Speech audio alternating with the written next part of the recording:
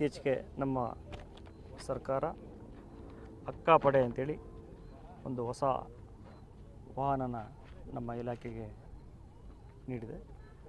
ಇದರ ಉದ್ದೇಶ ದೌರ್ಜನ್ಯ, ಹಿಂಸೆ, ನಿರ್ಲಕ್ಷ್ಯ ಮತ್ತು ಶೋಷಣೆ ಯಾರು ಒಳಗಾಗಿರ್ತಾರೆ ಈ ಮಹಿಳೆಯರನ್ನ ಮತ್ತು ಮಕ್ಕಳಿಗೆ ಸಕಾಲಿಕ ಸಹಾಯಹಸ್ತ ಮತ್ತು ರಕ್ಷಣೆ ಒದಗಿಸೋದು. ಸಾರ್ವಜನಿಕ ಸ್ಥಳದಲ್ಲಿ ಅಥವಾ ಖಾಸಗಿ ಸ್ಥಳಗಳಲ್ಲಿ ಎಲ್ಲಿ ಮಹಿಳೆಯರು ಮತ್ತು ಮಕ್ಕಳುಗಳ ಸುರಕ್ಷತೆ, ಘನತೆ ಮತ್ತು ಸಬಲೀಕರಣವನ್ನು ಉತ್ತೇಜನ ಮಾಡೋದು. ಶಿಕ್ಷಣದ ಮೂಲಕ ಹಕ್ಕುಗಳು, ಕಾನೂನುಗಳು, ಸುರಕ್ಷತಾ ಕ್ರಮಗಳು ಮತ್ತು ಲಭ್ಯವಿರುವ ಎಲ್ಲ ವ್ಯವಸ್ಥೆಗಳ ಬಗ್ಗೆ ಜಾಗೃತಿ ಮೂಡಿಸೋದು. ಸಂತ್ರಸ್ತೆಯರು ಮತ್ತು ಕುಟುಂಬಗಳು ಭಯ ಇಲ್ಲದೆ ಜೀವನ ಮಾಡಲಿಕ್ಕೆ ಅವಕಾಶ ಮಾಡಿಕೊಡುವಂಥದ್ದು. ಅಲ್ಲದೆ ಕಿರುಕುಳ, ಕೌಟುಂಬಿಕ ಹಿಂಸೆ, ಟೀಸಿಂಗ್ ಅಥವಾ ಬೇರೆ ಯಾವುದೇ ರೀತಿಯ ದೌರ್ಜನ್ಯ ಎದುರಿಸುತ್ತಿರುವ ಮಹಿಳೆಯರು ಮತ್ತು ಹದಿಹರೆಯದ ಹೆಣ್ಮಕ್ಳುಗಳ ರಕ್ಷಣೆ, ನಿರ್ಲಕ್ಷ್ಯ, ಕಳ್ಳಸಾಗಣೆ, ಬಾಲ್ಯ ವಿವಾಹ, ಬಾಲ ಕಾರ್ಮಿಕ ಪದ್ಧತಿ, ಬಾಲ ಭಿಕ್ಷಾಟನೆ ಈ ಥರಗಳನ್ನ ನಿರ್ಮೂಲನೆಗೆ ಪ್ರಯತ್ನ ಮಾಡೋದು ಮತ್ತು ಜಾಗೃತಿ ಮೂಡಿಸೋದು. ಮತ್ತು ಇದರಲ್ಲಿ ಮುಖ್ಯವಾಗಿ ಫೋಕ್ಸೋ, ಬಾಲ್ಯ ವಿವಾಹ, ಬಾಲ ಕಾರ್ಮಿಕ ಪದ್ಧತಿ ಮತ್ತು ಮಹಿಳೆಯರ ಮೇಲಿನ ದೌರ್ಜನ್ಯ, ಮಹಿಳೆಯರು ಮತ್ತು ಮಕ್ಕಳ ಕಳ್ಳಸಾಗಾಣಿಕೆ, ಮಾದಕ ವಸ್ತುಗಳ ದುರುಪಯೋಗದ ಬಗ್ಗೆ ಜಾಗೃತಿ ಮೂಡಿಸುವಂಥದ್ದು. ಜೊತೆಗೆ ಟ್ರಾಫಿಕ್ಕು ಮತ್ತು ಸೈಬರ್ ಅವೇರ್ನೆಸ್ಸು. ಇತ್ತೀಚೆಗೆ ನಮ್ಮಲ್ಲಿ ಒಬ್ಬ ಶಾಲಾ ಶಿಕ್ಷಕಿಯೊಬ್ಬರು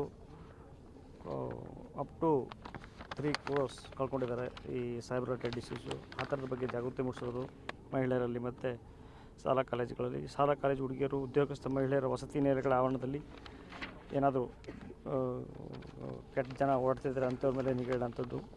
ಮತ್ತು ಸಿಗ್ನಲ್ ಬಳಿ ಮಕ್ಕಳ ಭಿಕ್ಷಾಟನೆ, ಕಳ್ಳ ಸಾಗಾಣಿಕೆಯಿಂದ ರಕ್ಷಿಸಲ್ಪಟ್ಟಂಥ ಮಹಿಳೆಯರು ಮತ್ತು ಮಕ್ಕಳುಗಳಿಗೆ ರಿಹ್ಯಾಬಿಲಿಟೇಷನ್ನ ಒದಗಿಸ್ಕೊಡುವಂಥದ್ದು ಇವೆಲ್ಲ ಈ ಒಂದು ಯೋಜನೆಯಲ್ಲಿ ಬರ್ತದೆ.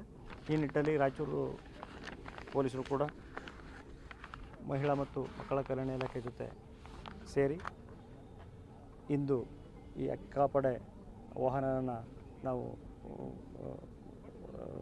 ಇವತ್ತು ಜಾರಿಗೊಳಿಸ್ತಾ ಇದ್ವಿ. ಮತ್ತು ನಮ್ಮಲ್ಲಿ ಒಳ್ಳೆ ಸಿಬ್ಬಂದಿಯವರಿಗೆ ತರಬೇತಿ ಕೊಟ್ಟಿದ್ದೀವಿ. ಇವ್ರುಗಳು ಕೂಡ ಸಂಬಂಧಪಟ್ಟಂತಹ ಅಥವಾ ಕೆಲವೊಂದು ಕಾಲೇಜುಗಳಿಗೂ ಭೇಟಿ ಮಾಡಿ ಅಲ್ಲಿ ಅವ್ರನ್ನ ಹೇಗೆ ಸ್ವಯಂ ರಕ್ಷಣೆ ಮಾಡ್ಕೊಬೇಕು ಅನ್ನೋದ್ರ ಬಗ್ಗೆ ತರಬೇತಿ ಕೊಡ್ತಾರೆ ಮತ್ತು ಜಾಗೃತಿಗೊಳಿಸ್ತಾರೆ. Thank you.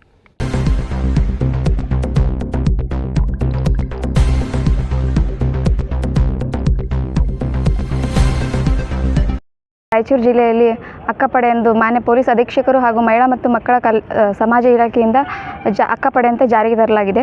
ಇದರ ಮೇನ್ ಉದ್ದೇಶ ಏನಪ್ಪ ಅಂದರೆ, ಎಲ್ಲಿ ಸಾರ್ವಜನಿಕ ದಟ್ಟಣೆ ಪ್ರದೇಶದಲ್ಲಿ ಹಾಗೂ ದೇವಸ್ಥಾನಗಳಲ್ಲಿ, ಕಾಲೇಜುಗಳಲ್ಲಿ ಎಲ್ಲಿ ಮಹಿಳಾ ಮತ್ತು ಮಕ್ಕಳ ಶೋಷಣೆ ಆಗುತ್ತೆ ಅಂತಹ ಪ್ರದೇಶದಲ್ಲಿ ಪೆಟ್ರೋಲಿಂಗ್ ಕರ್ತವ್ಯ ನಿರ್ವಹಿಸುವ ಮೂಲಕ ಅವರಿಗೆ ಸುರಕ್ಷತೆಯನ್ನು ಒದಗಿಸುವುದಾಗಿದೆ.